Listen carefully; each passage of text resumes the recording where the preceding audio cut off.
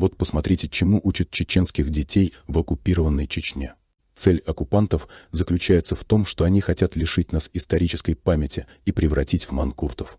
Вот такое будущее ждет нас, если мы не сможем деоккупировать свою страну. Цель Московии – это не только расширение своей территории ведением террористических имперских войн и усиление своего влияния, но и также уничтожение национальной идентичности, подмена истории, культуры и религии в целом.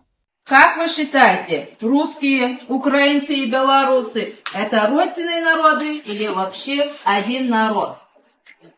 Назад. Мы все произошли от древнерусского народа, сложившегося около 1000 лет назад между центрами городов Новгород на севере, Киев на юге, а позже Москвы, между Новгородом и Киевом. У нас общего.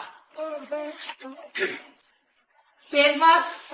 У нас общие корни, традиционная православная вера, многие народные праздники, традиции, обычаи.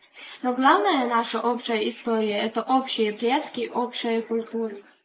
Россия начиналась не с меча, она с косы и плуга начиналась. Не потому, что кровь не горяча, а потому, что русского плеча ни разу в жизни злоба не касалась.